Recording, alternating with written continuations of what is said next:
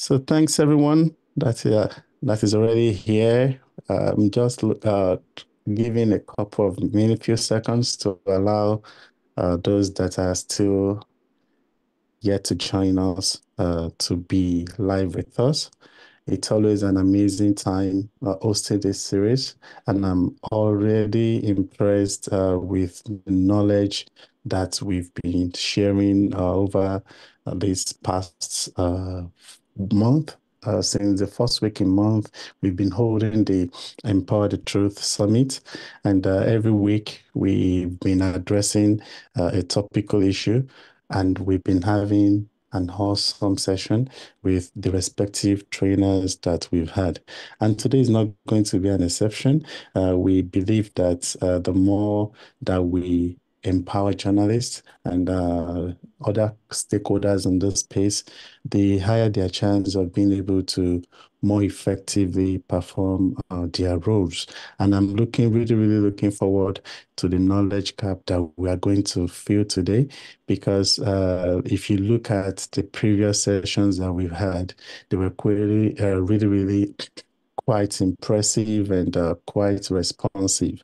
And I'm looking forward to today's session, looking at how it is going to evolve.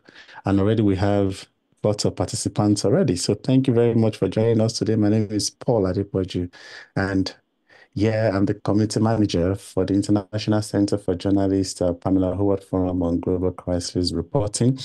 And I welcome you to the fourth and final and the last webinar for this year's Empowering the Truth Global Summit. I have an amazing panelist with me, expert with me that will be leading this training. I'm talking about our friend Nikita Roy, who is joining us to lead the session on leveraging artificial intelligence. How are you doing, Nikita? And thank you for joining us today. Hi, Paul. Thank you so much for having me. It's so great to be here again. Yes, absolutely. It's great. And we have lots of participants live already, like I said, and I would like you to go to the chat box and tell us where you are joining us from, your name and where you are joining us from. If you can tell us what you do too, that would also be well appreciated. In addition to that, I would also like you to share tell us the number of webinars that you've attended in this series. Have you attended all the four webinars? Have you been able to only attend three, two, or is this actually your first webinar? And before I yield the floor to Nikita to start our session, we have some questions that we would like to you to answer. We'd like to get to know you a little bit. So if you look at your screen right now, a poll has popped up on your screen and would like to get some insights regarding the attendees of today's edition. And I hope that at the end of this session, you would be more informed, more empowered, more energized, more inspired, and more better equipped for you to be able to actively leverage artificial intelligence. So while a lot of, if you look at the way that artificial intelligence has evolved over the years, we would know that while some are just hearing about artificial intelligence in the last 2 or 3 years, it has actually been several years in the making, and we've been seeing a lot of its impact in the media landscape. And during the last time that we had this conversation, we focused on how artificial intelligence is being used to drive misinformation, but we are also seeing its application in media house, just like Nikita shared during the last time that she was with us, on how media houses are uniquely and creatively deploying artificial intelligence to serve their purpose. So please, if you've not answered this question on your screen, you are the one delaying us from getting everything started. We are less than half of the participants that have answered this question. So please, I still would like you to answer the question on your screen right now. Prioritize that before anything else. While waiting for more people to answer that, I want to also give a quick shout out to those that are watching this live stream on Facebook, notably the International Journalist Network's Facebook page. you are watching this live stream via the IGNet Facebook page, I also welcome you to this session. I would like you to tell us your name and where you are joining us from in the comment box of the video that you are watching right now. And if you are watching this live stream via the ICFJ's Partner Forward Forum on Global Crisis Reporting's Facebook page, I also welcome you to this session, and I would like you to indicate that you are joining us live by engaging with us in the comment box below the video that you're watching right now. And for quick housekeeping rules, please endeavor to only use the Q&A tool on the Zoom platform for your questions. Please don't put your comments in that box. On the other side too, please try as much as possible not to put your questions in the chat box, but use the Q&A feature instead for your questions. And I always like people coming live with their questions. So if you have a question for Nikita at any point in time that you would like to ask, the way to go about it is to raise your hand, and I'm going to activate your microphone so that you can be part of this conversation. We also would like to take some questions via our Facebook platform today. So please use the chat box to ask your questions live, and I'll bring these questions to Nikita. Now we have 57% of our participants that have answered our question live, which I think is good enough for us to still get this rolling so that I don't delay Nikita uh, uh, more than I've already done. So thank you very much for joining us today, Nikita. Are you ready to lead this session? Yes, absolutely. I am so excited. I've been seeing everybody in the chat. We have people from all over joining us, so I'm looking forward to it. We have a bunch of AI bots too, more than 10 Absolutely. AI bots than what I counted, I so saw those totally AI on bots brand. too. So hi to So the AI bots. I'll be soon doing a bunch of webinars to AI bots. That people can then query later on. So people are already into the AI world, I see there. So I love that. I'm just gonna share my screen here. And apologies if I am lagging at any point in time. Please let me know, Paul, because I am traveling. So I am calling in from a hotel room and my Wi-Fi has been a bit iffy. But I am so excited here to talk to all of you today about AI, and especially this is going to be a very quick, brief introduction to AI, and there is so much more that we can go into. But just a quick background on who am I and what I've been doing. I'm a data scientist and a journalist, and currently I'm a Knight Fellow at the International Center for Journalists, where I am focusing on AI literacy in the news industry by doing a lot of trainings and developing curriculums. And that also makes me, another project that I'm working on is being the program lead of the AI Journalism Lab at the City University of New York, which is a 3-month tuition-free program for 20 journalists starting next month. And I also host a podcast called Newsroom Robots, which explores the role of AI in news, sharing multiple news industry leaders. We have close to 50 who have come on the podcast talking about their understanding of AI, how they're using AI in the newsroom. So if you want to hear a lot more about that, you have a bunch of episodes to catch up on. But before we get started, I want to get to know all of you a bit more. I know where you all are joining us from, but I want to know where you are in terms of your familiarity with all of these kind of like AI tools. So if you just scan this QR code, or you can go to slido.com and the code is ICFJ, you will be shown this question and just answer it. It's completely anonymous. Nobody knows what your answer is, just for us to get a gauge of where this group is so I can modify my conversations up or down depending on the knowledge level of this group that's joining us. And so, like, we're talking specifically about text generation tools in this question, stuff like ChatGPT, Claude, Google Gemini, Microsoft Copilot. Do you pay for them? Or have you never heard of any of these? Or you have tried them out but then stopped using them? Let me know. So I'm gonna wait for at least 50% of our participants over here. Um, the AI bots I need to keep in mind as well will not be voting, I guess. Over here, let's see.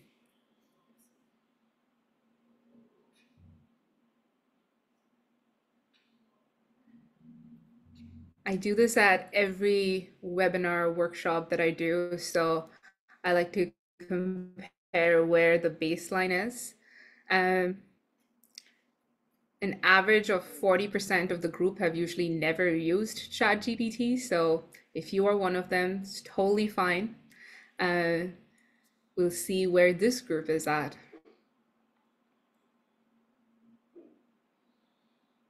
Let's get to about 50 participants. Let us know if you're having any difficulties joining Slido. It's just the one question for now. The next, I will show you the next question after this. But keep this slido.com page open on your phones or laptops, however you're joining us.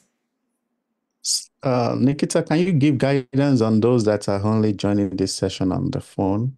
Can they have a Okay. direct link to click? Yeah, so it just go to slido.com here, www.slido.com, and the code will be ICFJ. You will have to put in a code when you go on Slido, so just put in ICFJ if you're joining us on phone. Okay, perfect. Let's see. So if you're still joining, feel free to go to that link because I'll show you the next question after this. So let's see about, I'm happy to see 34%. I'm so glad to see this number at the bottom low of people who have not used ChatGPT. A lot of people have used ChatGPT in this group, and I'm happy to see that. And quite a few people as well pay for it. That's so great to see. Okay, we'll go to the next question quickly. I just want to understand where you are with image generation tools over here as well. So it's the exact same link on slido.com. Let's hide the results until it's a surprise for all of us.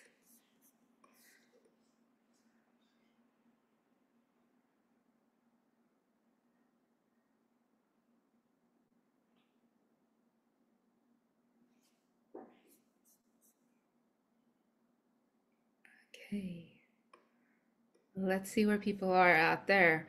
Never used, that's what I commonly see or have tried it with image generation tools. So I'm gonna just show you what the landscape is looking like. We are in a webinar that's specifically about disinformation and for fact checkers. So what's possible with the landscape is so important to know. And I think as journalists, a couple of reasons why we need to be talking about AI. First of all, I think we need to be one of the most informed citizens on AI. We owe it to our audience to be informed on AI so that we are able to do proper reporting, understand the landscape, and prepare ourselves in this AI driven world that's going to be. And second, I think there's a lot of ways in which we will be able to harness these tools. If we are able to use them and understand this correctly, they can really unlock a lot of creativity and productivity for you. And I think it's important for us to understand how these tools will work. And with your own lived experiences, you might have different ways in which these tools can help you. So those are like the two reasons why I always talk about why it's so important for us to hop on this train of generative AI for everyone to understand what these tools are and how they can help you. So I'm going to move on, keep on to this particular website, keep that open for one more second because it's going to be one more poll question. I showed you all about these image generation tools, and just to give you a quick intro into what generative AI is looking like, I'm going to show you in a quick second a split screen video of me. In one of them, this was actually a clip that was shot at the broadcast studio here in Boston, where I did a quick intro video for the International Center for Journalists tribute night last year in November. So you will see a split screen video. One of them is one that was shot live in a broadcast studio, and the other one is my AI generated avatar showing the exact same thing. And what you need to do is decide which one is going to be the real version of me. And so it's a quick 10-second video. Look at it. Is it the left or the right side of your screen that is going to switch this over to? So, are you guys ready? I'll just do this. Disinformation is more sophisticated and harmful than ever before. I am one of the thousands of journalists working to fight it with ICFJ's help. Okay.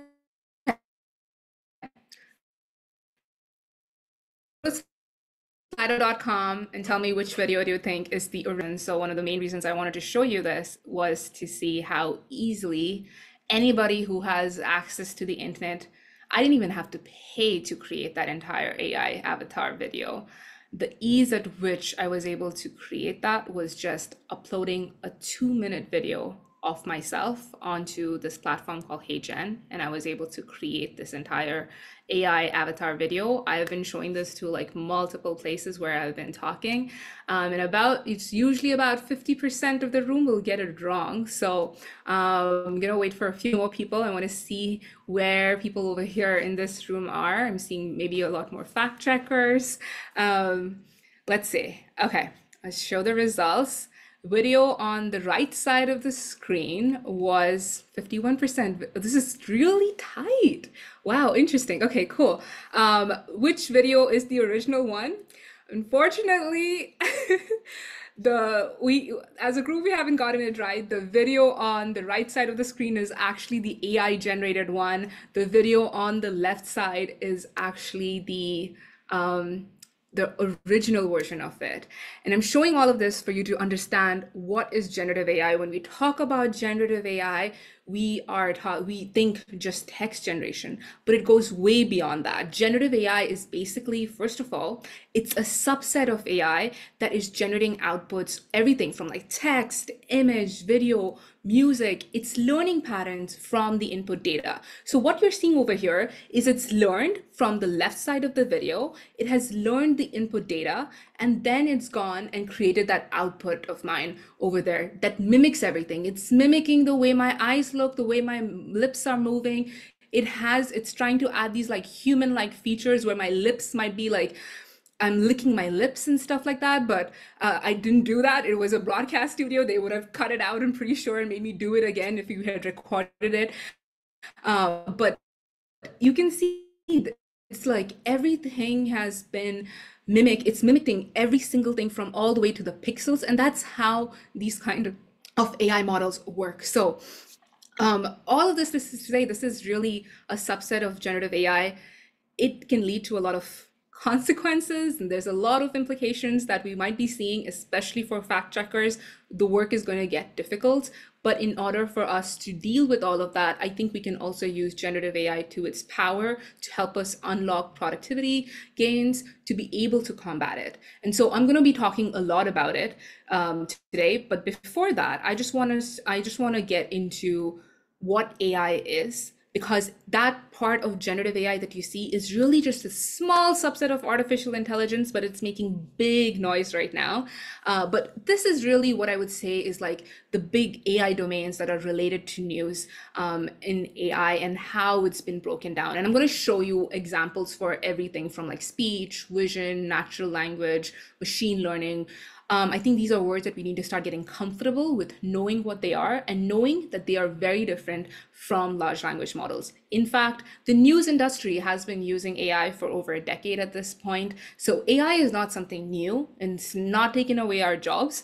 And this is where we need to get comfortable with it. So one of the first things I would talk about is transcribing interviews. This is directly related to speech, taking audio, converting that into text. What you can see here is Otter. I know we have a bunch of Otter bots here joining us today. That's what they're doing. They are taking everything that I'm saying, transcribing it. You get a summary. You also have this Otter chat where you can chat with this transcript.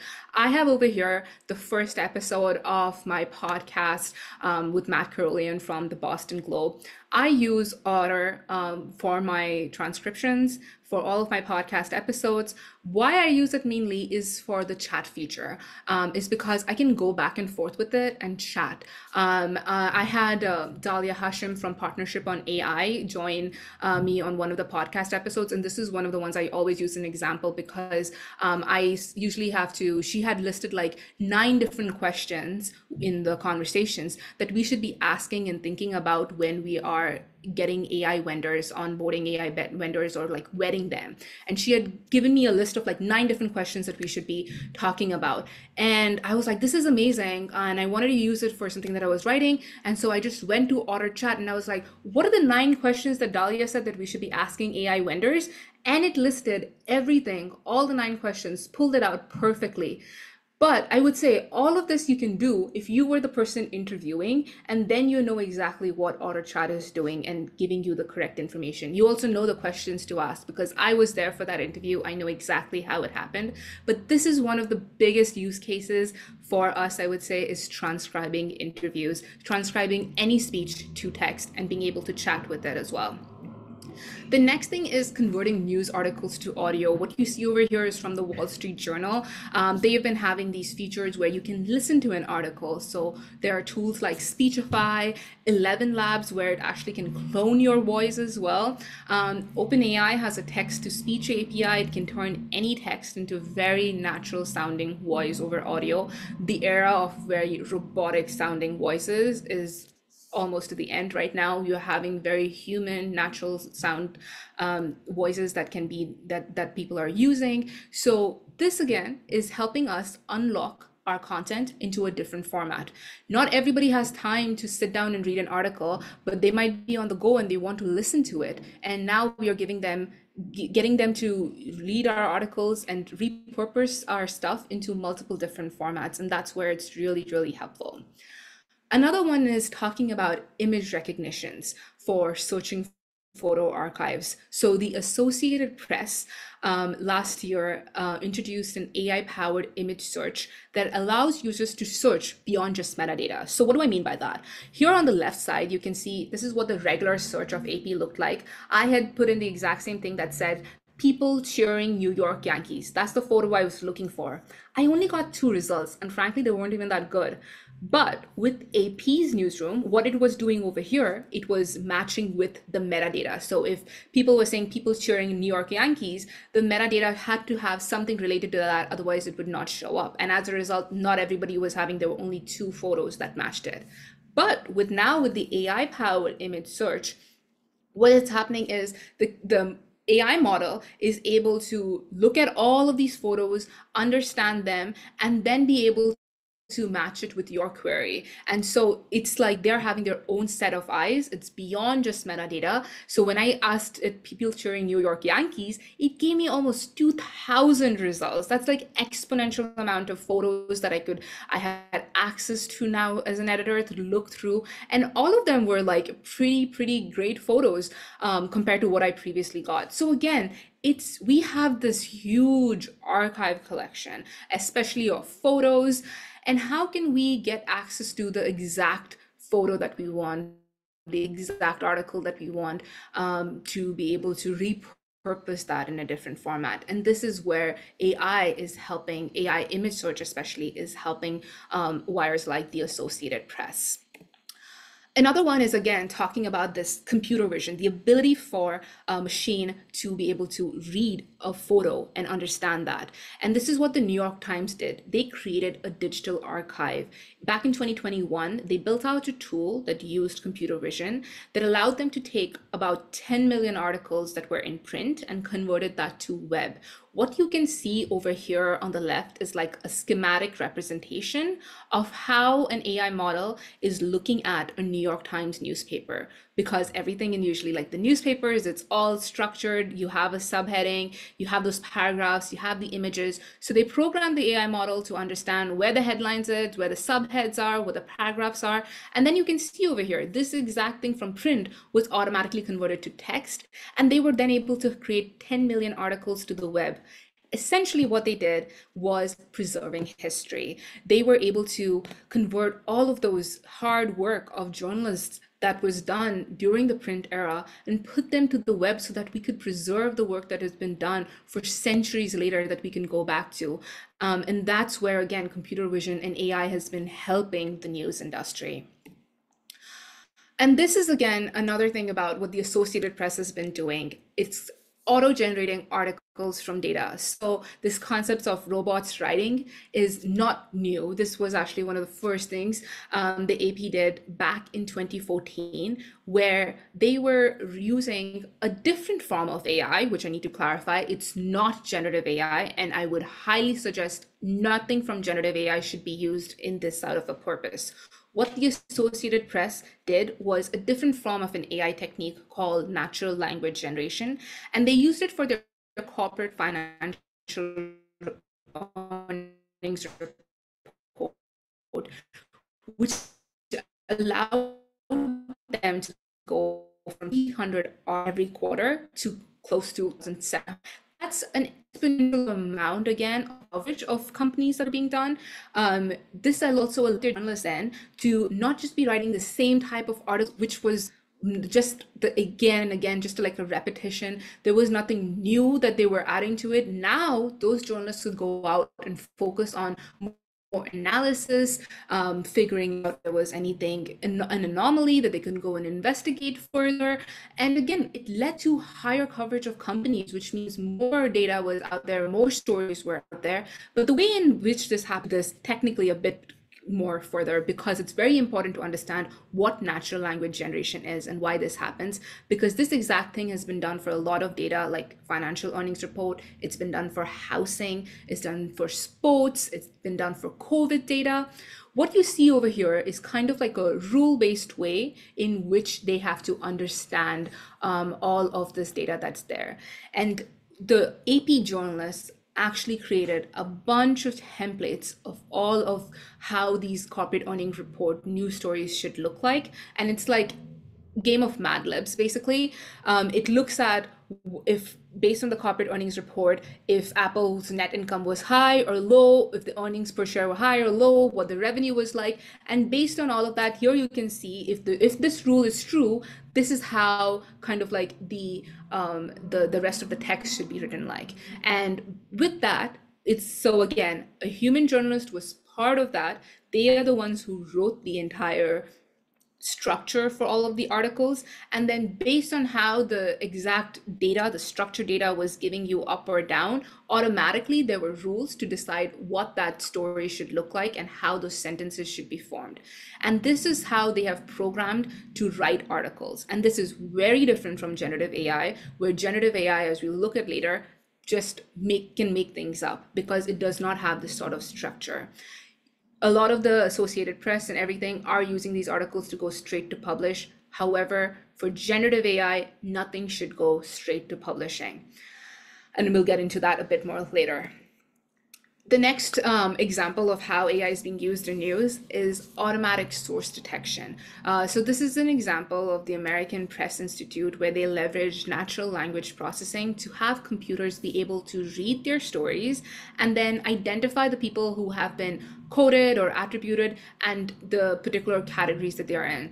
In the news industry, we're talking a lot about making sure that we're having diverse sources, but how are we tracking it and making sure we're reaching our goals? And this is one tool that kind of helps news companies do that. So as you can see over here, it reads all of their stories and says, okay, during the December 2020 collection period, how many white males. You can see over here, this news company had no Native American representation at all. It only had one Asian female. And you can see just like how many females were quoted less compared to males. And this is just something that can keep journalists more accountable when they are looking at sources for their stories. And then this is an example of how AI is being used on the business side of news. At the end of the day, news is a business, and we have to optimize on making sure that we are able to get subscriptions when people are most likely to subscribe. And that's what this tool does. It's called Sophie, which was developed by the Globe and Mail, which is Canada's leading newspaper.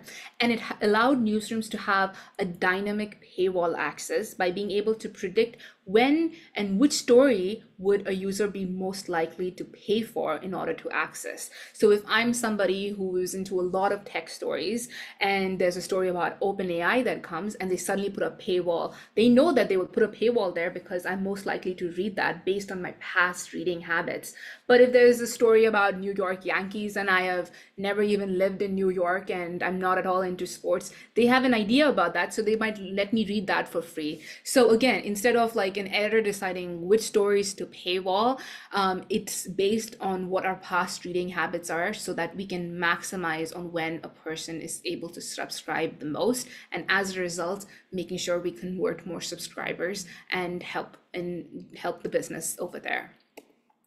And finally, in that same realm of like personalization, another thing that we're seeing is these personalizations of newsletters, homepages based on people's interests. So here I have examples from the New York Times and the Washington Post, who are using recommender systems to create a tailored news content in these like for you email newsletters that they are sending out. So if you are, again, somebody who's into politics a lot, if you have missed stories that were there in the politics section and maybe they were not in their homepage or in their other political briefings, they could pop up in your for you newsletter that are for you, and then you can then look at that. Again, we are moving towards a more personalized front towards news. And I think that's where the biggest gains are for AI, especially. We are living in a world where AI is powering everything. It's powering your Amazon purchases, your Netflix shows, everything is personalized for you. They tell you what is recommended for you based on your past viewing habits. And again, the same thing is what people would expect from in these kinds of from us as news companies. I say news aggregators are doing this really well. Stuff like Apple News, Google News, they are doing this very well. I go on to Apple News because of how personalized it is for me compared to any other news company. And so like we have to think a lot more about on the personalization front, how are we going to be tailoring our news content so that we are going from the one-to-many model that we are, how do we go from a one-to-one model? Because that will lead to a higher circulation of our content to people who might not be seeing it and being able to get them to subscribe more because of that value add that we give them. So all of this to come to say is that was just all about AI, how it's being used. But now I just want to get into specifically what large language models are. All that we spoke about was all of the different subsets of AI that have been used in news, but now I'm going to get specifically into generative AI and what that is, and large language models specifically. These are extremely large models. It takes a lot of time, money, technical resources to get to train these. That's why we are only seeing some of the biggest companies do this, like Microsoft and Google. But what is really groundbreaking about them is that they are trained on understanding language so that it can read the text that you input and it can chat back with you. But the way it's able to do that is all because it's trained to predict what the most likely next word is. And so if you see something like this, like my favorite animal is a, what's the first word that comes up in your mind? The next thing is, it's most likely going to be some sort of an animal, right? Like a dog, a cat. This is what the model is predicting behind the scenes. It says my favorite animal is a dog, and this is actual model predictions that are showing based on what the entire large language model has trained on. So they have trained on everything that is there on the internet and more. We actually don't know what their exact sources are because these companies are not revealing what data they have been trained on. But from what we can see is, based on everything that they do, all that they do is predicting what the next word is. Think of it like autocorrect on steroids. And it's just doing that automatically. When you go on to say Gmail or Google, is telling you what the next word would be, and autocomplete, sorry, not autocorrect, it's autocomplete on steroids. That's what it's doing. It's completing the next word, but doing that one after the other. And that goes to my main point, is that these large language models are language generators and they are not knowledge generators. That's how we need to be thinking about them. They are language generators because all that they do is train to predict the next word. They do not pull out knowledge. They have knowledge. They have been trained on a lot of things. So they might be experts in biology or something like that, but they can make stuff up because all that they're doing is predicting what the next word should be based on what input data they have been fed. This leads to a lot of different issues. But that's also why I think us as journalists, us as the news industry, are going to be so much more in demand because we are in the business of knowledge creation. In order to power models like this, there needs to be a human component that is going out, being able to pull out sources, connect with people, have that human value that leads to knowledge generation and preserving history. That's what the news industry does. That's what we are in the business of. And that's where our real value add is. These large language models can help us get to that point by being able to help with the language tasks. And second, there's also a good and a bad use case for large language models. We need to know when to use it and when not to use it. If you are going to be using it for a task, always think, are you using it for a language task or a knowledge task? What I mean by that, are you using it for writing a social media post based on a news article, or are you just going to it and telling me, give me 10 different sources to talk about AI?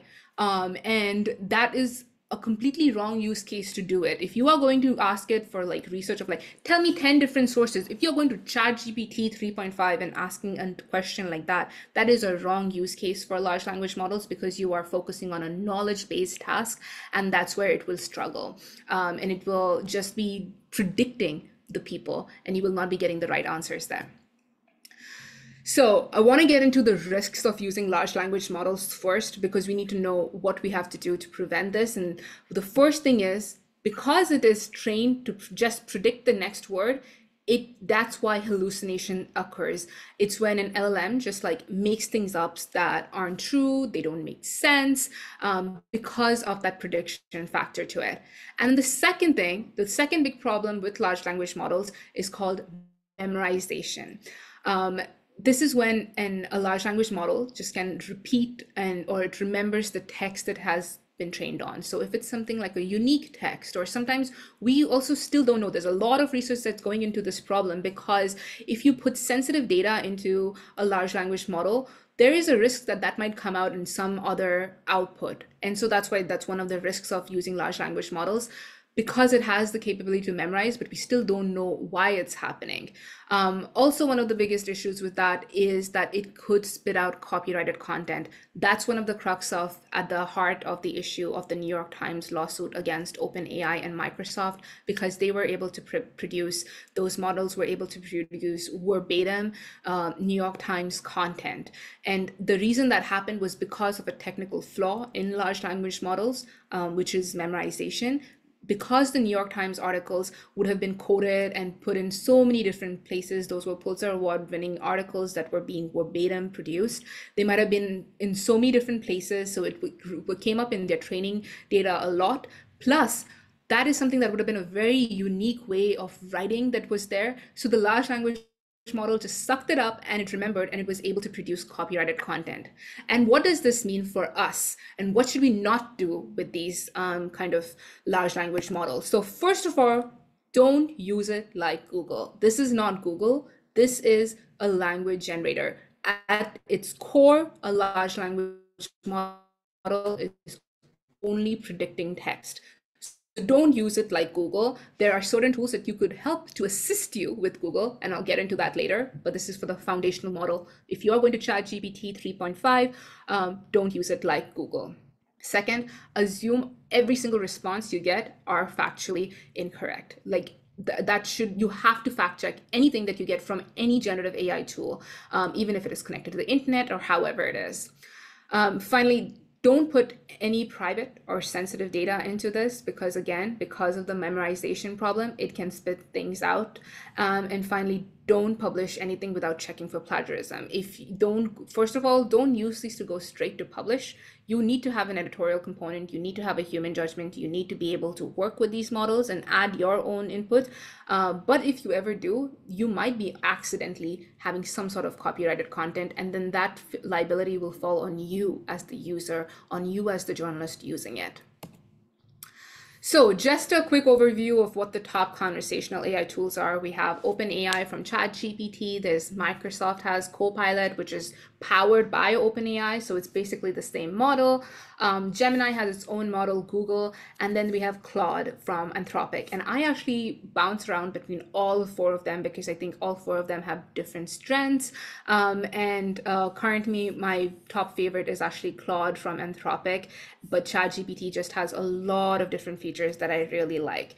And so I'm going to get into also quickly about why this generative AI has become a huge thing is because based on benchmark testings, it's being able to perform on some of the like top AP SATs on par with humans. And that's where it's also questioning the education system. But at the same time, it's showing how it's able to keep up with how humans are performing. And one of this is a study that had come out from the Boston Consulting Group. They did last year with researchers from Harvard Business School. And they showed that they were able to raise real work performance. So they had taken a cohort of about 750 of their consultants globally and put them in this experiment where they had given one group access to GPT-4, which is the most advanced large language model that's out there, and the other group did not have access to it, and they gave them a bunch of tasks. They were able to see that the people who had access to GPT-4 were able to do 12% more work. They were 25% faster in the tasks that they were doing, and they produced about 40% higher quality work than those who did not have access to GPT. And so from a business standpoint, it's raising real work performance. And then finally, it's also helping a lot of the low performers. What you see over here is people with a baseline task without GPT-4, the low performers had about a 12%, the high performers performed on average 12% better than the low performers. But then when you gave access to GPT-4, the low performers were on par with the high performers, which is a huge win, especially from a business standpoint, if you're able to level out your team, especially between low performers and high performers. One thing to note, they actually saw the high performers did not increase that much and did not get that much benefit from it compared to the low performers. But as a team, you can level the playing field really. And so I want to quickly get into 10 ways I think that you can use generative AI tools as a media professional. So first of all, generating headline suggestions and SEO metadata is one of the quickest ways. I have here a free tool that is available on Slack. It's called YesEO. It was developed by Ryan Restrepo. He's a Reynolds Journalism Institute fellow over here in the US. And what you can see over here is you just have to put in your story. It can generate headlines ideas with you for GPT. It can give you all of these SEO description ideas. We need to be able to produce a bunch of things, and there's so many deadlines in the newsroom. This is just a way for you to just brainstorm and help you sometimes get through to what suggestions for headlines or like the SEO description, especially. Just have something written so that that can get out quicker. Next one is summarizing information from PDFs. You have to do a lot of research probably. You have multiple different PDFs and you need to figure out which one you want. Which PDF might have your answer. So what I'm over here showing is about a 40-page PDF document about the state of the education system. It's a report, and then I uploaded this onto ChatGPT, and this is all with ChatGPT-4, by the way. I was able to then quickly ask questions and get a summary of what this PDF is about without even reading through it. And then again, I can go back and forth and ask questions. So now I'm like, okay, what are some of the key trends in student achievement and attainment? This is like based on all the questions that the answers that I read. I can go back and forth and see if it's there. And then again, it's giving me all of this. Again, I will not use this straight into my article if I'm writing. I would go into the PDF. I got of these answers and I'm like, okay, this is the PDF that I want. It has the information that I need. I would go and say post-secondary enrollment, it's saying 3.2 million high school completers who graduate in the first 9 months. I would just do a quick Command F, basically a Control F in your PDF document to make sure that this is there, and go and find that specific paragraph and make sure it's there. Because even with this, when you give it a source document, again, what it's doing at its core is predicting. Sometimes it can just mix things up, it can misunderstand stuff. So it's very important for you to go back to the source and figure out where the information is from. That's journalism 101. The next thing is we can also create charts to visualize data. So what you're seeing over here is you can create a bar chart. I'm saying create a bar chart for four-year public colleges by race and ethnicity in Massachusetts. And then automatically you can see a whole bar chart. I just copy pasted data that too. I didn't have to do anything in like a Google Sheets or anything like that. Just copy pasted data, and automatically you can see a bar chart that now you can embed it. It's actually interactive. You can embed it into your website. There's a whole screen. You can edit the colors, you can change things up, but instantly I had something that I could go and just like visualize my data. Another thing, this is with Google Gemini. As I said, I bounced around between all those 4 tools that I showed you. You can chat with YouTube videos over here. I can go back and forth with all kinds of questions from this. So this is a YouTube video about NVIDIA's address, and I was able to see what was discussed in this video. I can go back and forth and maybe even tell me like story ideas just based on a particular video. You can go into a lot of things by using just a YouTube video as your source with which you want to then have a conversation with. Next, and I think this is one of the most exciting parts of generative AI in general that we're going to see, is the ability for generative AI to be able to analyze data sets. What you see here is ChatGPT's advanced data analysis feature. I have uploaded it was almost half a GB CSV file about the traffic vehicle collision data in New York City. And I uploaded that, I zipped it up, uploaded it, because you can only upload a maximum size of 100 MB over here.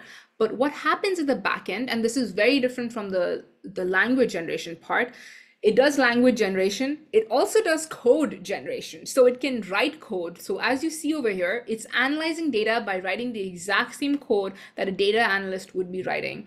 The difference over here compared to languages with code, it's it's either works or it doesn't work. Your code will either run or it doesn't run. If it runs, then you see an output. If it doesn't run, the model goes back and it's trying to understand how to write this code again and again until it's able to give you an output. So usually the likelihoods of things getting wrong, it might misunderstand what you're saying, but that's why it's so important for you to just like help with, if you're working with a data journalist, it's very easy to quickly get some sort of like an understanding of this data that you're working with, how it's working, and analyze it because of the code that they write in the background. And so this is something that I use a lot because I uploaded this vehicle collision data set from New York, and I told it to analyze and give me ideas for what analysis I can do. And it was like, okay, you can do like monthly trends, borough analysis, time analysis, vehicle types, a bunch of different things. And then I can just keep on asking data questions in plain language, and it's producing this sort of like pictures, graphs. These are all things that I would be writing in Python in order to analyze this data set. And I was actually talking about this particular example at the City University of New York last year when I was doing a workshop, and I had a data journalist come up to me at the end, and we had done a whole demo on this particular data set. And he told me that what I showed them in 10 minutes in that demo was something that he spent a whole day working on this exact data set. And because of like so many issues, like the code issues that go on and everything when you're doing it, it takes time to clean the data. But because ChatGPT is able to write code at like superhuman speed, and then if something is not working, it tries again and again, you're able to see it work so quickly over here. And then finally, another way in which you can use these models, you are able to upload images into stuff like ChatGPT, Microsoft Copilot, and then ask them to do something based on that. So what you see over here is I uploaded a promotional graphic of my podcast episode, and I said, write a brief alt text for this image to post on Twitter. Now, here you can see a beautifully described alt text. We oftentimes don't have alt text in our social media posts, or even if we do, they are like one line descriptions, one word, two words. They're not that great, but we need to know that those are people who are not able to see our pictures and images are also our audience, and we need to be able to cater to them. And that's what we're able to see over here, that they are we can quickly create great alt text that could be used for all of our social media posts.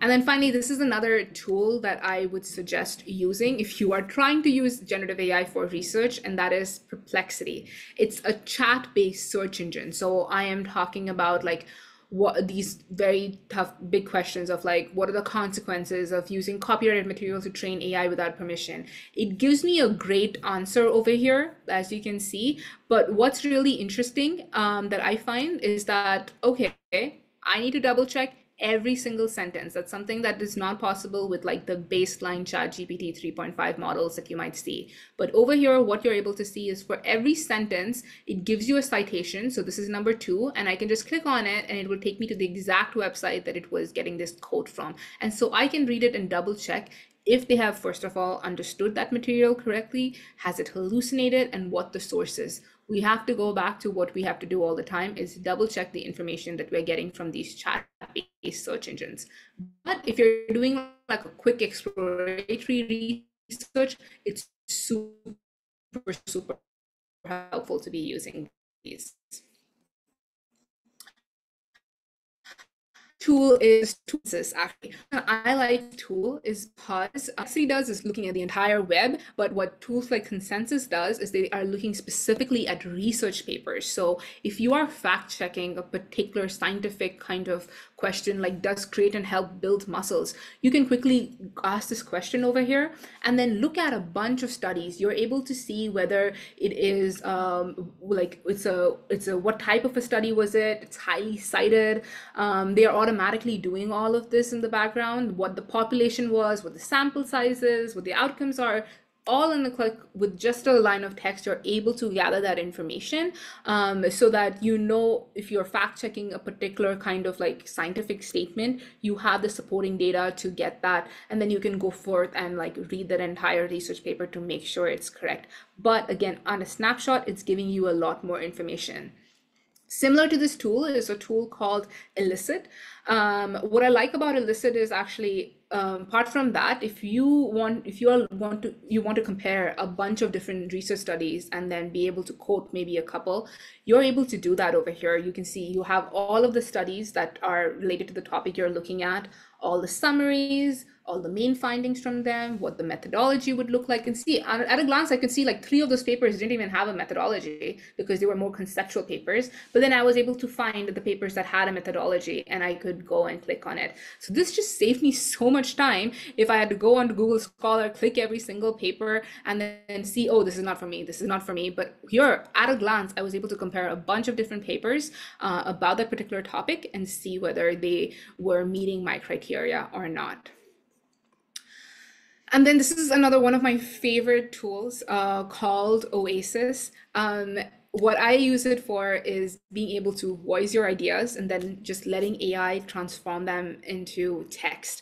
As I say, I think the way is in using these AI tools and thinking about generative AI is kind of like your brainstorming partner, kind of a way in which you are using it to process your thoughts and getting that across quicker. So one way to do that is by, I'm somebody who likes to just verbalize my thoughts, and getting that into text is way easier if I'm having a tool like Oasis where I just speak into it. So I could just speak into it and it could convert that into like a blog post. You can see an outline here, a professional email, summary, whatever you want. There's a bunch of different things you can look at it. What I usually use it for is actually sometimes like emails. If I have to write like in-depth emails, I would just like voice my thoughts in my responses while I'm just like walking around and not chained to my desk. And it would completely, based on the text based on everything that I've said, would just draft an email, and all I would need to do at the end is just like edit it, and then be able to send it. The same thing can be done for so many different things. I actually use it a lot for like to-do lists. At the end of it, that's also a feature for you to do a to-do list. So at the end of like major meetings, I just like usually just sit down with Oasis and like talk about all of the different next steps that I need to do, what was discussed and everything. And Oasis is able to quickly give me a quick outline and a to-do list that I need to do, and I can just like plug that into my meeting notes and my and that could help me. So again, there's a lot of different ways in which these kind of like AI tools can help you with your knowledge and help you on the language generation aspect of it. It's all the language tasks over here that you're seeing that I'm talking about that it's helping you with. Don't go to ChatGPT and ask it to write you a news article. That is not the use case for it. It's to help you in all the different areas in your work, so that you can focus on what you are good at.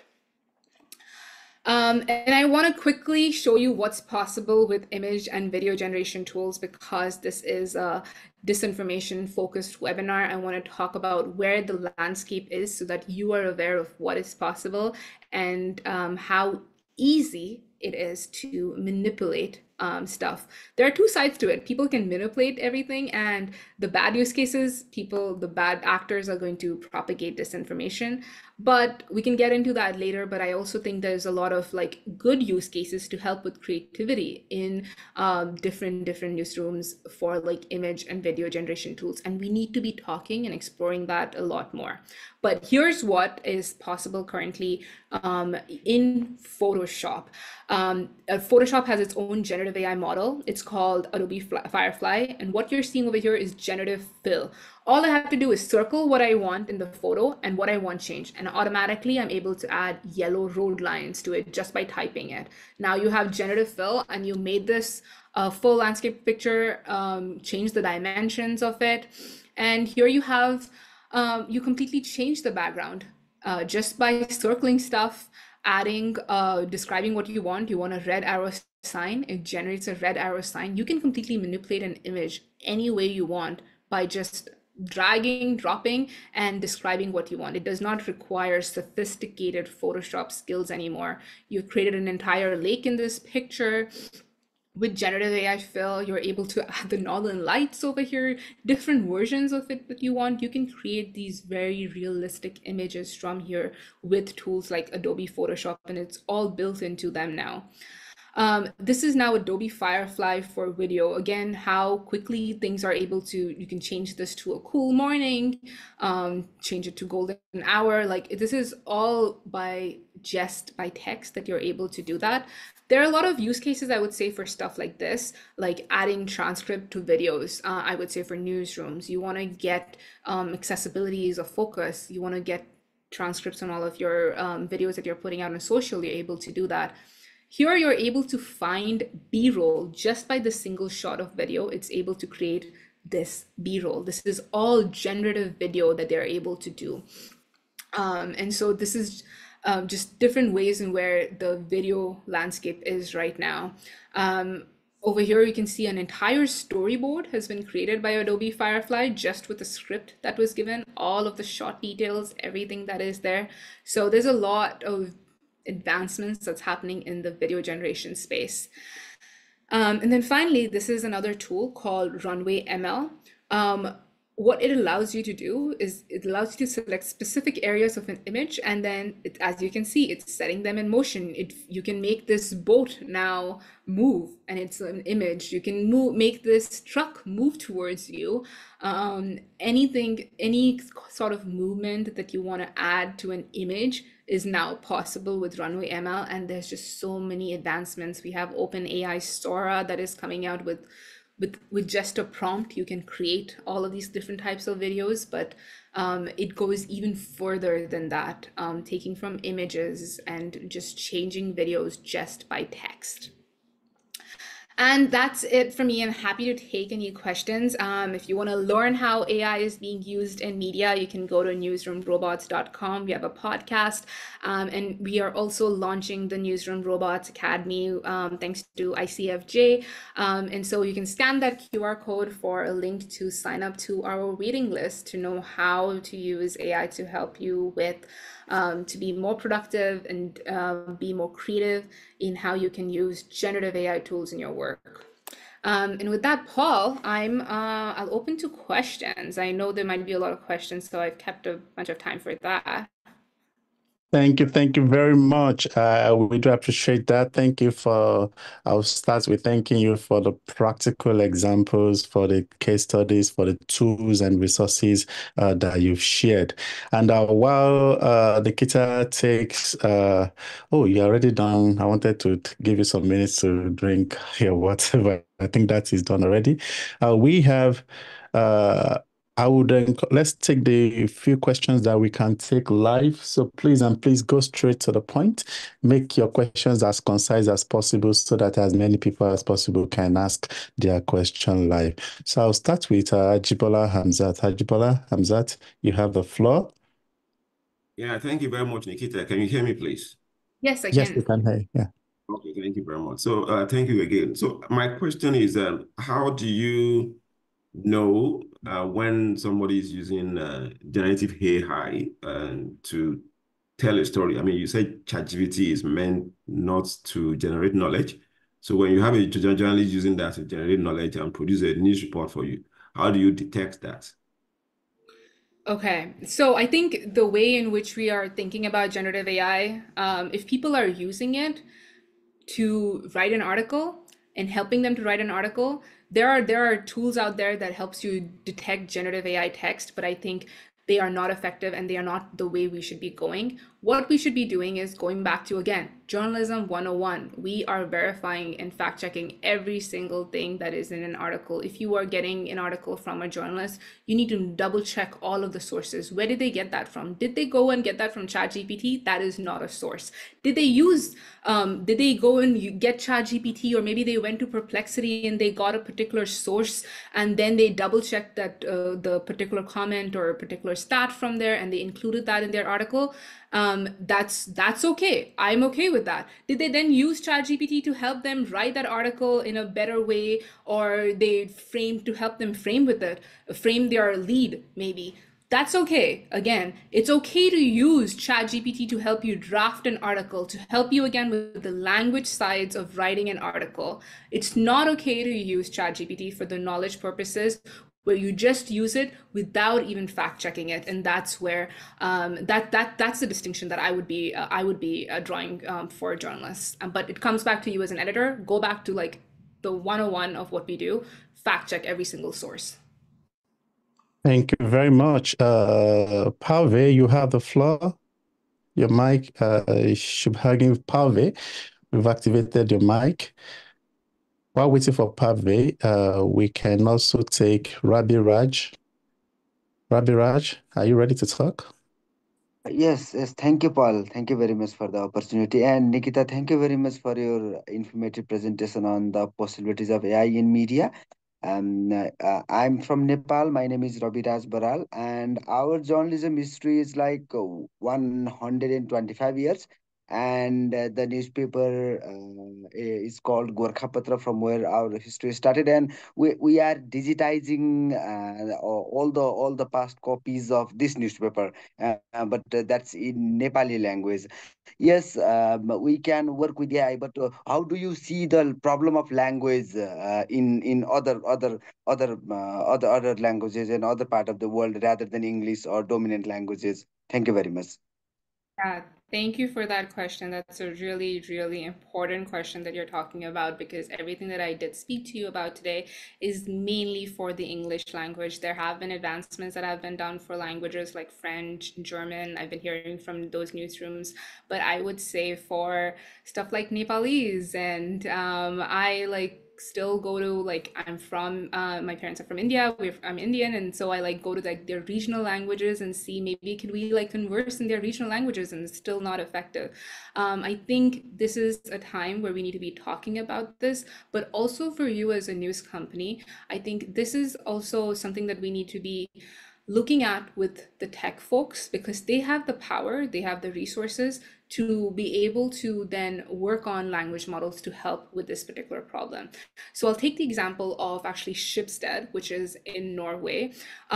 What they have been doing is actually collaborating with Norwegian tech providers to create a Norwegian language model right now. They are not going in the whole copyright angle. They are going in the more research and experimentation phase because they know as a news publisher that they need to be focusing on creating a large language model that they can also use, and because the Western tech companies are not caring about them. So what they have done is that they have gone with a tech company and giving them access to their data so that they are able to create a large language model, and then talking about whatever the partnership route and everything would look like. So what I would tell you, if you are a publication of such a huge size in Nepal, look at the tech providers or maybe like Nepalese tech partners that you can partner with and think about collaborative solutions. We have to be collaborating in a way with these tech companies, smaller tech companies, especially for regional large language models, because otherwise they will, I mean, things will not work out, and they need to have access to data. There's just like a lot of different things, especially like for like smaller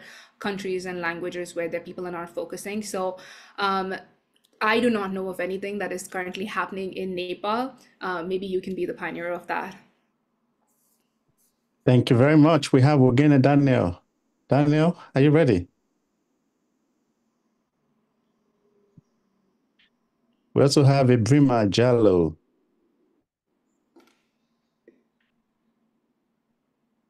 Okay. Ashraf Sharif, who among you is ready to speak? Okay, Ali is ready. Let me find Ali. Ali, you are not Thank ready. you. Thank you. Thank you, Yes. Paul, and thank you, Okay. Nikita.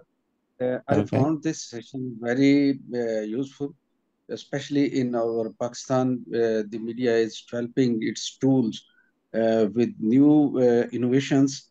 And I want to ask a question, how we can know the data showing through AI is copyright? It's a big issue here. Yeah, Can you exactly. can you? So is the if the data, just to clarify, are you talking about if they are training on copyrighted data, or you're talking about if they have if they are generating copyrighted data?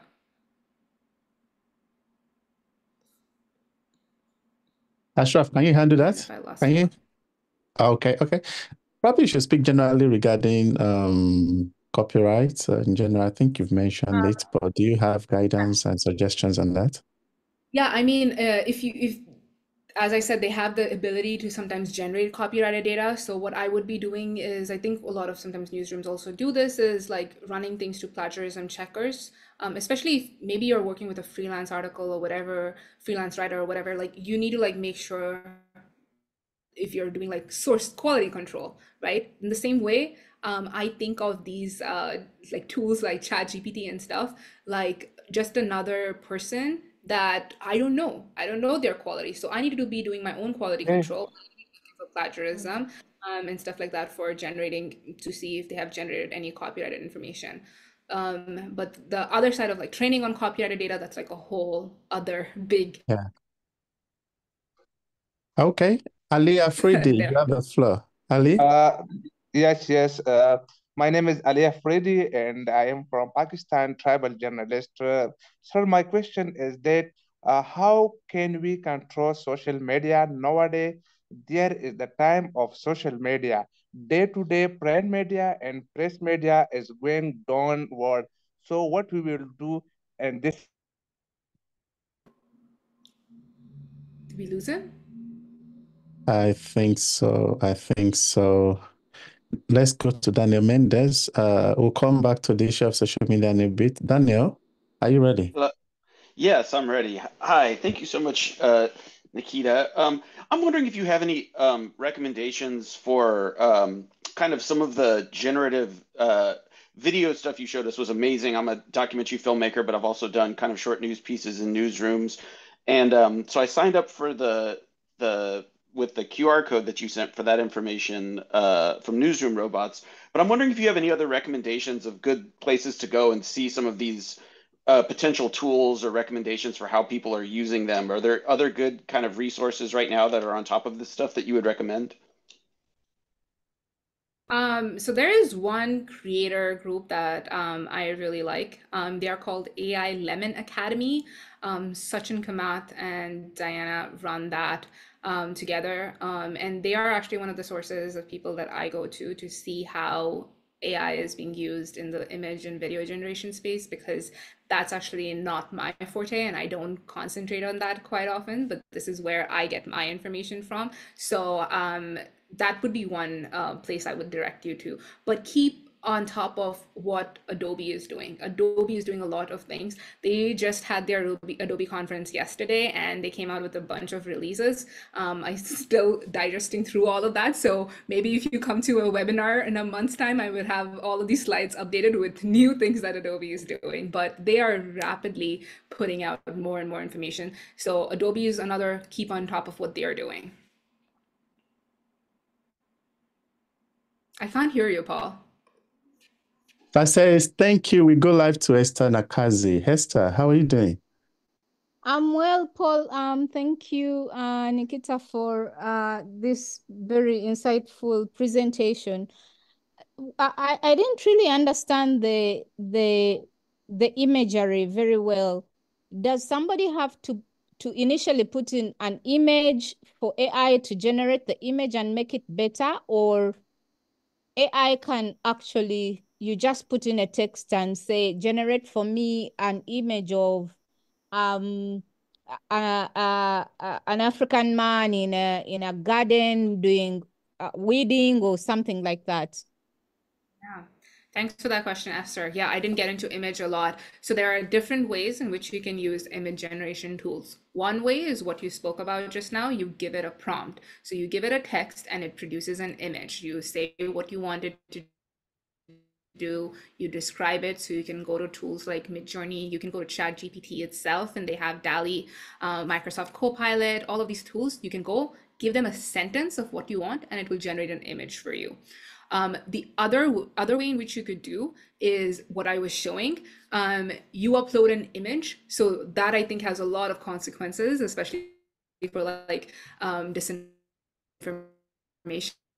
Like you can take an image that was generated, an image, and again it's with a line of prompt. So as you were seeing, it said a red arrow sign, and with that red arrow sign it was like just adding a sign to that picture. And so that's another way in which you can use image generation tools on top of an image that has been taken by you as a human, and then you can like add stuff to it with these image generation tools. Thank you. We go to Suzanne. Suzanne, are you ready with your question? Yes, John. Thank you, John, and thank you, Nikita. My name is Susan. I'm a broadcast journalist from Kenya. I have a concern, especially when it comes to image generation tools. We saw that we can generate audio from text, yeah? And as a broadcast journalist, specifically in radio, we deal with audio. So my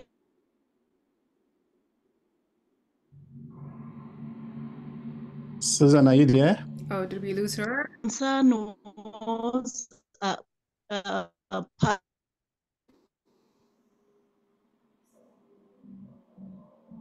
Oh, no. Oh. We'll come back to you, Susan. But please, let's quickly take some questions that have been sent in. So I go to the question dropped in by John Neri. Two questions. Have you tried Opus Clip or any other AI tool that can select clips from a broadcast or streaming program? Which is best? Can you expand on what you said about non-generative AI? For example, which natural language generation company or tools are worth looking into? Okay, good question. Opus Clip is great. That is there. Oh, sorry, I'm just like remembering the name. There's another tool called clap.app. Yeah, it's called clap.app. I'll put a link in the chat over here that I have done. I like it because, again, you can just do. Am I able to put it in the webinar chat here? Yeah, okay. I put it clap.app is another tool that I have used for that. What they do is they can take like YouTube videos, any videos that you want, and then convert that quickly into like TikTok reels. And it will dissect which would be the most viral posting TikTok clips and why would it be. And it like ranks them in virality score and multiple different things. So clap.app is another tool that I recommend for that. And what was the second question? I forgot. The second Oh, question can you is yeah. on non-generative AI.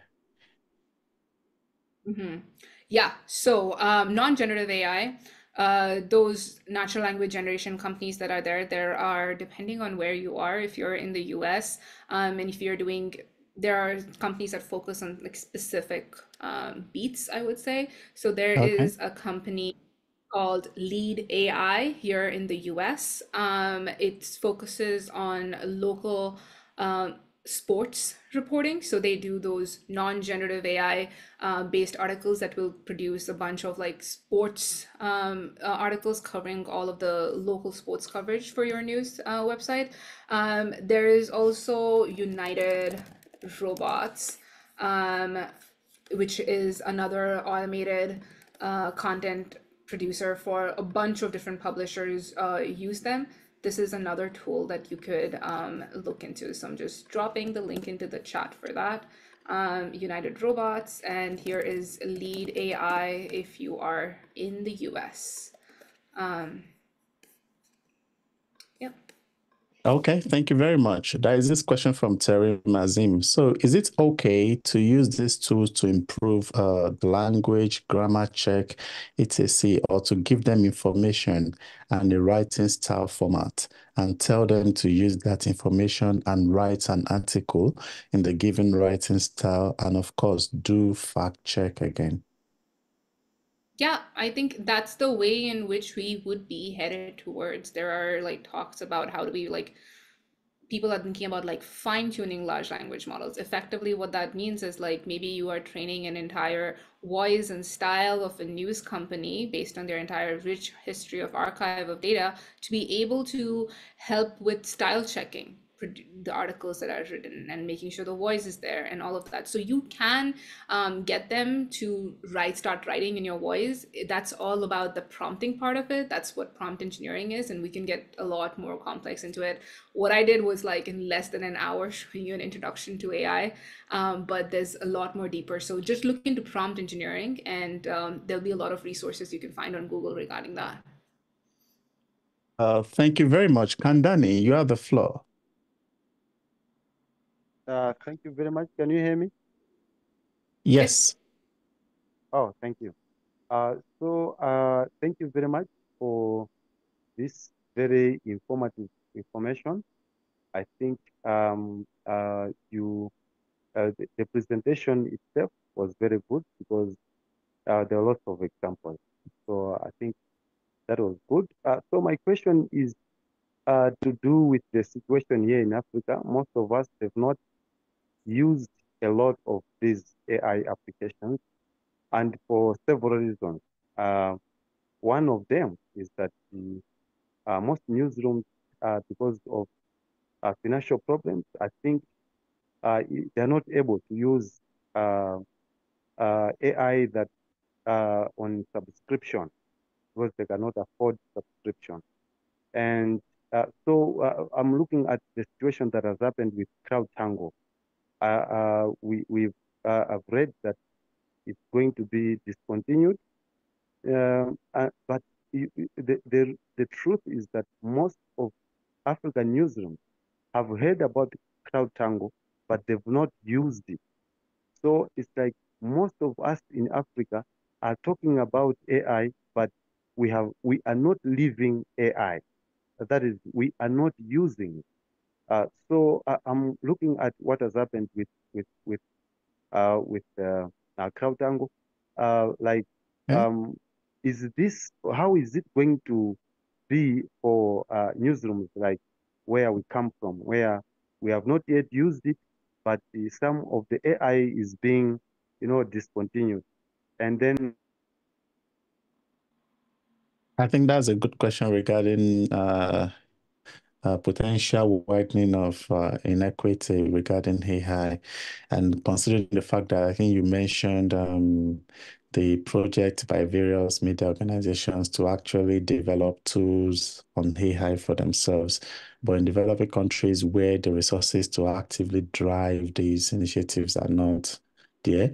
So what insights can you give regarding inexpensive but highly highly efficient AI deployment? What do you think, Nikita? Yeah, so I think the huge power right now with generative AI is that you don't need a huge team of data scientists and programmers to work on being able to produce all of these tools. What you need is a $20 subscription to AI, to an AI chatbot, to something like ChatGPT that you and your team can be helping and working on. And there is Google no code AI. That's like a whole different like segment and lecture that I do about no code AI tools that without code, kind of like drag and drop, you can create tools for yourself and for your newsrooms. I've been seeing a lot of local newsrooms who have been experimenting on this.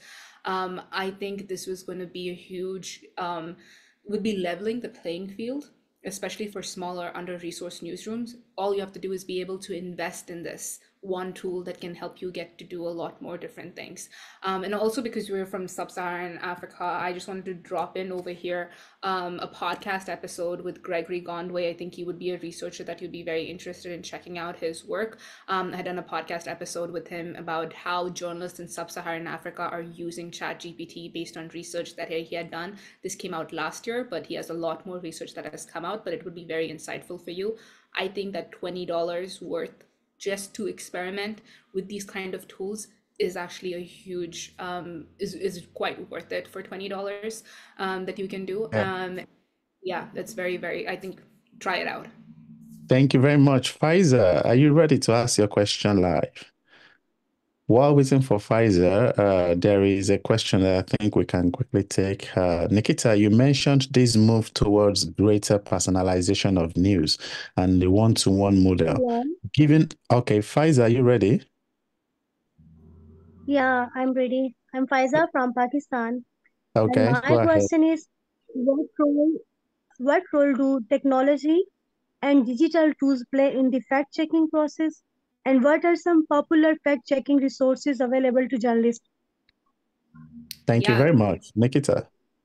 yeah, that's a really good question. I would actually direct you to the work that is being done by some incredible fact-checking organizations. One of them is Fact Checkiado.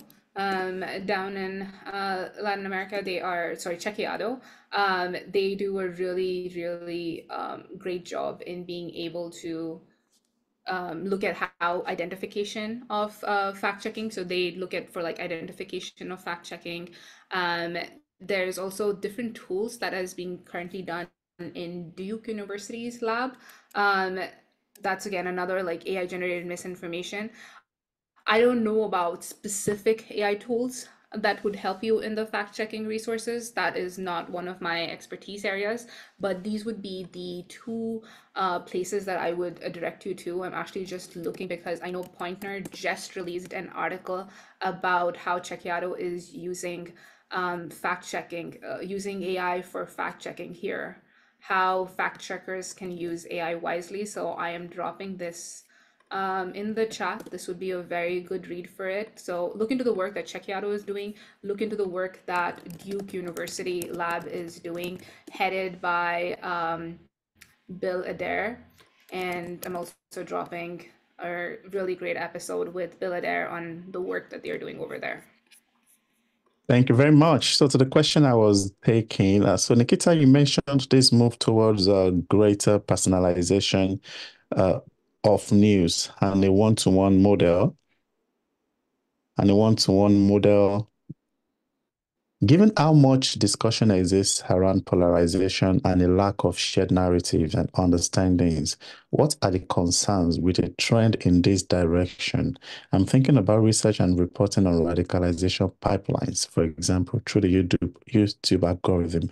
How much of a concern should this be for newsrooms? Can you actually repeat that?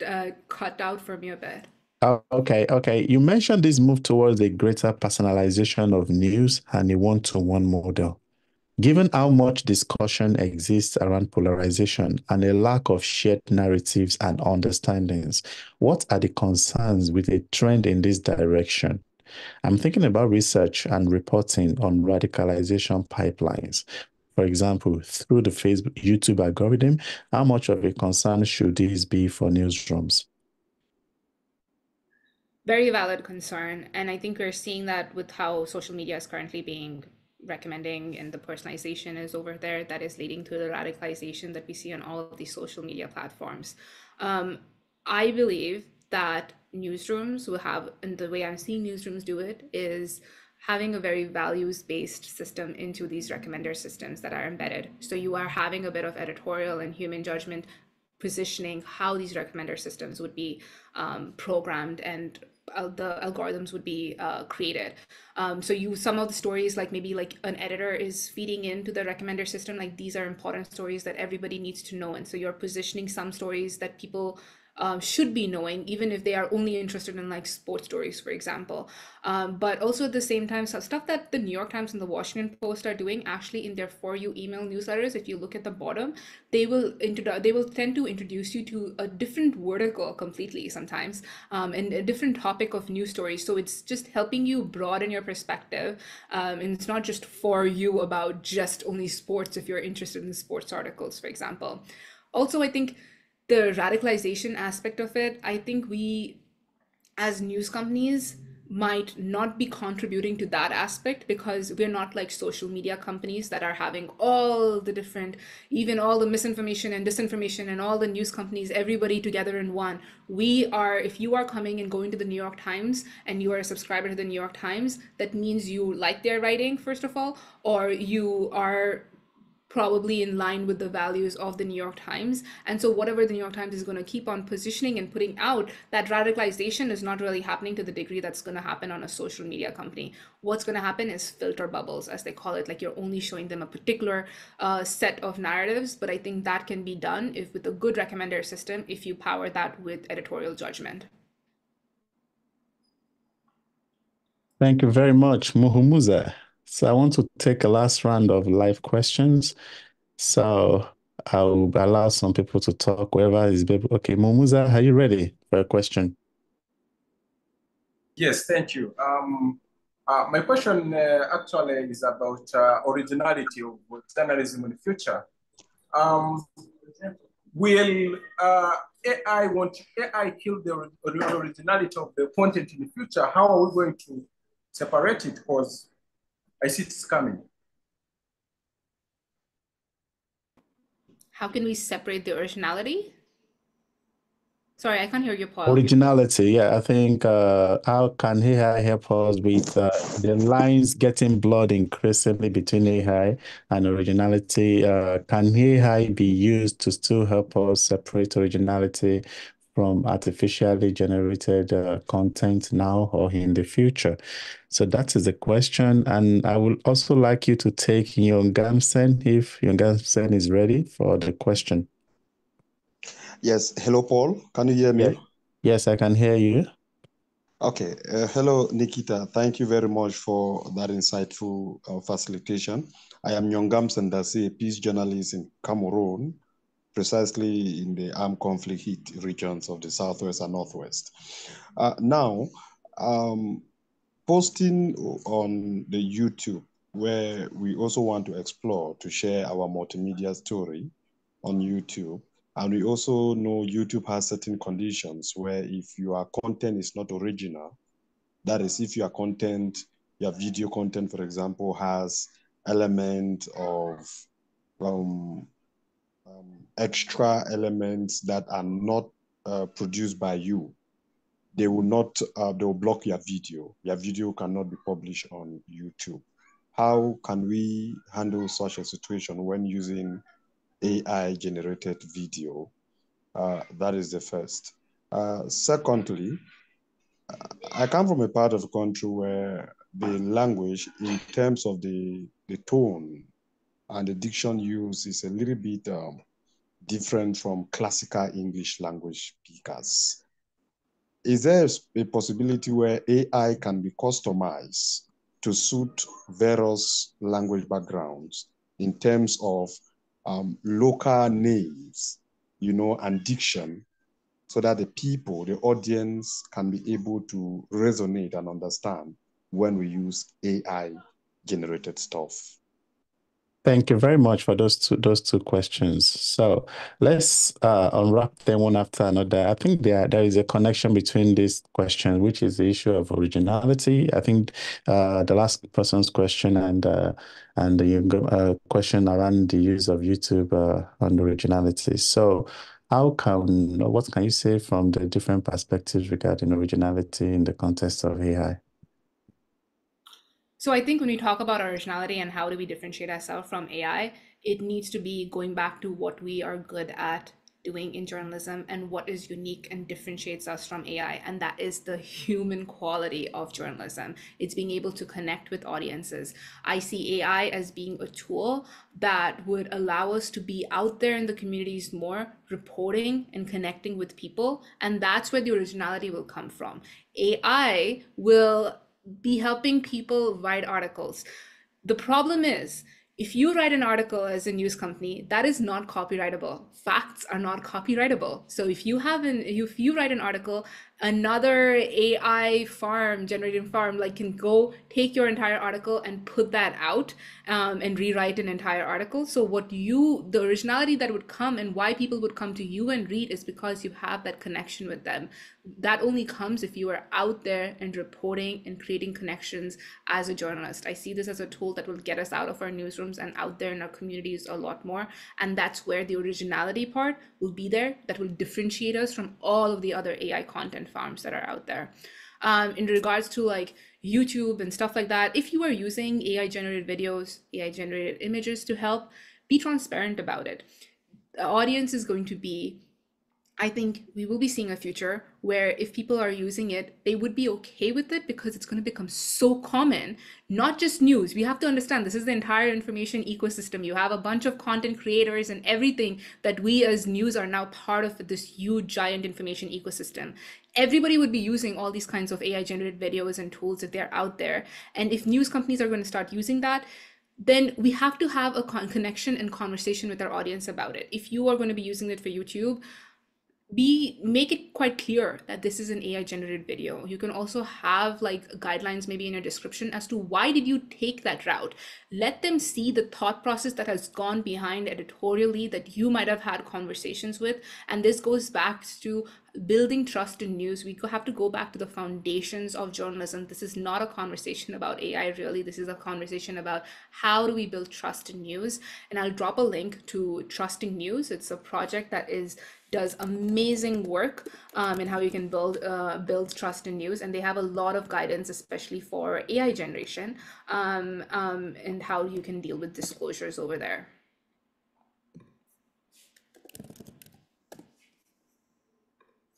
Yep. And sorry, I can't hear you, Paul.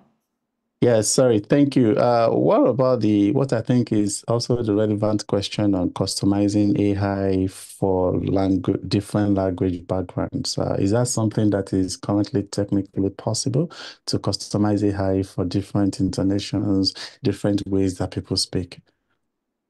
Yeah, so if you're talking about tones and voices but specific to the English language, you can do that with look into prompting and fine tuning. I don't have time to get into all of these, and these are really large technical concepts, but Google them, fine tuning and prompting that can help you with like guidance with style and voice.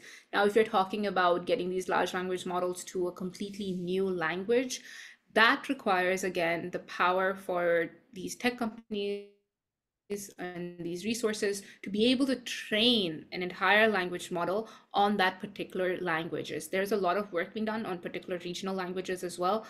So Google about your research about what your specific, like maybe large language model in French, and see if there's work being done over there, and see if there is another better suited large language model for you. If there isn't, again, if I'll go back to the person who from Nepal that I spoke about, we have to talk openly about who are the people, maybe in the tech or something, that we are having conversations with about developing large language models for communities that will not be having. We have to think a lot more about that. And then you as news media companies are sitting on a trove of data that can help train these large language models, so you can get involved in these processes and reap the benefits of it, and be a part of building a large language model for your language maybe. So think in those directions and think broader if you are a company that has the ability to do that.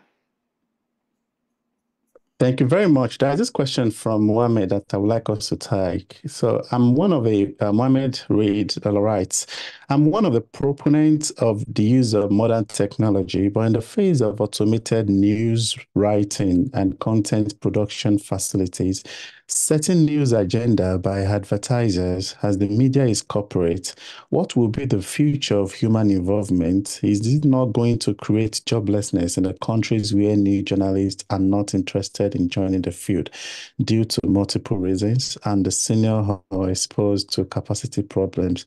So what do you think regarding this? I think you've mentioned it in bit when you mentioned the fact that the roles of the journalists will still continually be relevant. So do you think still going into the future, this will continue to be the case? The role of journalism is going to continue, because I think what journalism does, again, is knowledge generation. It is documenting history as it happens. It is being able to break and create stories, get that human connection, and speak truth to power. And that's what keeps democracies alive. But I will be a realist and say that the way the news industry is right now, I think is going to change in the future. We will not be seeing things the way it is right now. I think the question about job losses is right now, especially that we're seeing in the industry, is not about AI. It's because of a broken business model for news. It's not about AI. It's about that we haven't figured out a business model since we came into the internet. We actually haven't yet adapted to a digital market. So forget about AI. But if we go back to how are we going to be doing journalism in 10 years from now, I think it's going to be looking very different. What that means for us as journalists is to be upskilling ourselves on AI. If you are a newsroom leader, especially, this entire AI revolution is about change management efforts that you need to be focusing on. It's about upskilling your entire workforce, making sure that they are AI literate. This is like a new skill that we need to be learning and being able to adapt, because if we don't use it, the bad actors are going to be using it. The people who are tech companies are going to become news publishers and they will use it. And the problem is that we are not dealing with other news publishers. We are dealing with tech companies, bad actors, or anybody else. Anybody who now has access to an internet can just take an article from the New York Times, rewrite that, put it into generative AI, spit things out quicker and faster than you can. That's the problem that we're going to be dealing with. More people entering into the news industry market and taking away market share. And so the only way for us to be able to be alive and thrive in that way is that if we are also upskilling ourselves on AI to be able to compete with the speed at which these kind of like informations will come out, and then lean into that human quality for which we are known for, of being able to connect with audience and being out there and producing and reporting on good stories. Thank you very much. I want to take like 2 more questions. Let me see if we can still have people live. Please, I think I've given some people the floor before that they didn't respond. So let's quickly take some questions that have been sent in. So the question is this, Suzanne would like to know, as a broadcast journalist, can I use the audio generated from text? If the answer is yes, to whom do I attribute the voice to? Should you use AI generated cloned voices for your... Yes, yes. That's a whole conversation that you need to be having with, I would say, your editorial team in terms of like, why would you be doing that? Again, if we are talking about a podcast that a radio show that you had a host that was doing it, and now suddenly you're like, I'll just clone that voice, and instead of getting them, you're just having a host voice and you are completely making that job disappear. That again comes into the ethics of like, why would we do that? What is the value added in that? What I'm seeing news organizations do instead is that, because somebody is maybe not able to use it for like multiple different like articles, or they are not able to voice over on multiple different things, they are being able to use that like branded voice of a particular publication to do it for multiple different things. So I'm talking about expanding the plate instead of replacing what is currently being done by a human journalist. Expand, think about that way, like we're expanding what can be done to use with these AI tools. One example is also the Dutch public broadcasting. What they did was a story about stuff from a journalist's diaries. They did it in his voice, because he's no longer alive, but they got consent and they had a huge editorial conversation, especially with the family and stuff, to get insights on whether they can do it. And then they used his voice for a podcast episode, a series, to be able to create a more lifelike, more realistic version of that podcast for listening. So that's one thing that they had done. In those cases, when you're doing, again, it's a lot of conversations you need to be having editorially. Have an ethics policy. Do not do this if you do not have an ethics policy out there. You need to have an ethics policy on your website, an AI ethics policy. If you do not have that, that's the first thing you need to be doing as an organization before you even get into the AI space. And then the second thing is about the question about like, who do you attribute it to? Be very transparent. Say that this is in the likeness of exactly whose voice you used. You need to make sure that you've gotten consent, get all the paperwork for that, and then be transparent about like how you used it, like 11 Labs or whatever tool it is. Be transparent about it, but you have to give proper credit, especially to the person's voice that you have used. But again, I would talk about, if you're using stuff like AI voice, think about expanding the plate, not replacing people. That is not going to lead to anything good for us as an industry. We should not be having that replacement mindset of replacing journalists, because we still need them. We need to be able to do a lot more with the people that we have right now. I can't hear you, Paul. Gitonga, you have the floor. Are you ready to ask your question live? I also have a Brima on the floor to ask questions. Who amongst you is ready to ask the question live? So this is the last set. If you want to ask your question live, this is the opportunity. Gitonga, are you ready? Yes, yes. Please Yes, go ahead. Yes, my question is, I was in India some time back, and I saw a AI news anchor. So I was just wondering whether AI might replace some of the communication jobs that are currently available. Thank you very much. Yeah. That's a very valid question, a very valid concern. We're also seeing this over here. If you have heard of Channel One AI, Channel One AI is completely AI generated, personalized news feed for you 24/7, and it's all AI generated anchors are telling you the news. But when we think about all of them, our job's going to be lost. Being a realist, I'm unfortunately feeling like there are going to be leaders who think about things in the wrong way and think about journalism and think about this transformation and how to use AI in the wrong way and would look at replacing people. And will there be jobs lost as a result? Unfortunately, I think because of the wrong way some people might look at, and you've already seen that in some places, in some newsrooms, people would have a job loss. What we need to be focusing on and thinking about is which are the areas in which we can use this, but also let's just take a step back as an industry. We cannot approach this with fear. This is not the social media revolution, the era. We have to think about this differently. This is a whole transformation that is not happening just to the news industry. This is happening to coders, this is happening to data analysts, because it's able to generate code, as you saw. It's able to do the work of a data analyst. There are multiple industries that are facing this exact same threat. The way they're all approaching that also, there are jobs, layoffs, everything happening over there as well. We have to be really deeply thinking about the ethics of how we are using AI. But more than that, we have to upskill ourselves on AI. Otherwise, we will not even just miss the train. We will just not even be on there. We will be completely not, we won't be there because other actors will enter. So we have to think about all of these AI generated anchors and everything. There might be places for them in the news and to get to them.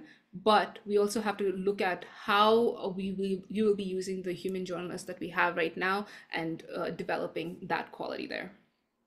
I'd like to thank you, Nikita, for such an amazing session with you. It's always insightful reaching out to you, talking to you regarding the subject of artificial intelligence.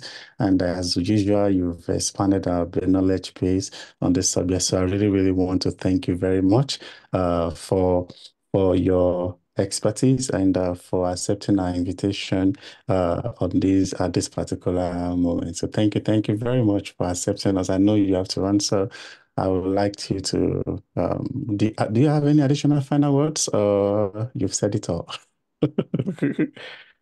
Thank you so much for having me, and please feel free if you have any questions or stuff like that. You can reach out in the Newsroom Robots Academy that's there as well. And I love hearing about AI work that people are experimenting and doing. So you can find me on LinkedIn or Twitter and DM me there too.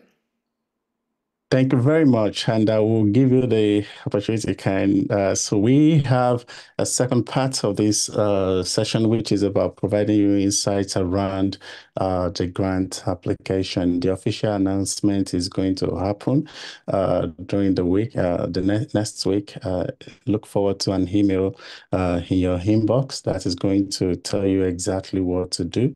And if you need some tips and suggestions from me, please be on the lookout for our newsletter that you've been receiving from me consistently for the past 3 years. To be shared at the top of the hour. So I hope you're a subscriber to that newsletter. I put some tips inside it.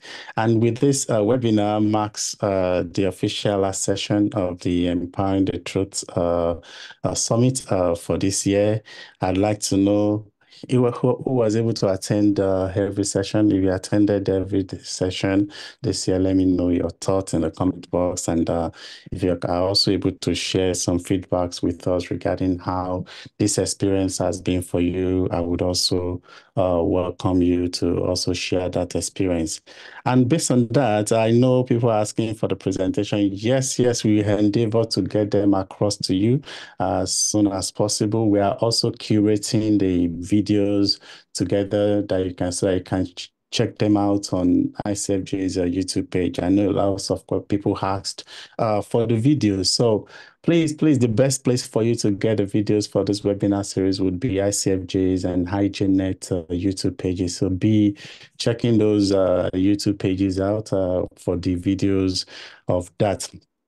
Speaking of the end, I would also like to tell you that the forum that you love so much is still going, is going through another transition, and you'll be hearing a lot about the transition of the forum in the following week. So I hope you are on the lookout for more information regarding what is changing and the direction that we are currently taking the forum, which I expect to be exciting because we are always on the lookout to adapt our approach, our initiatives, our solutions, our messaging, and what we are doing to support journalists globally in an updated fashion. So the forum will be taking another different direction, not entirely different, but at least be heading for the chapter. So for me, a few days ago, I saw this. This was my first webinar with the HCFJ. It was on January 21st. 3 years ago was when I came on board as a trainer, and I came around to teach on health reporting. And if you go through the various stages of the forum, you would see that we've actually had it in different stages. We've had the ICFJ's Pamela Award Forum on Global Crisis Reporting, which was what we currently have. But prior to that, it was the ICFJ's Global Health Crisis Reporting Forum.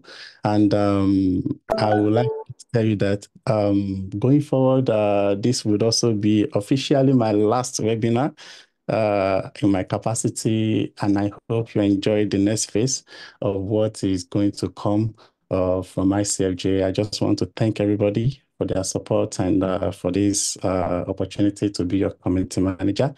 Thank you very much, and enjoy the rest of your day.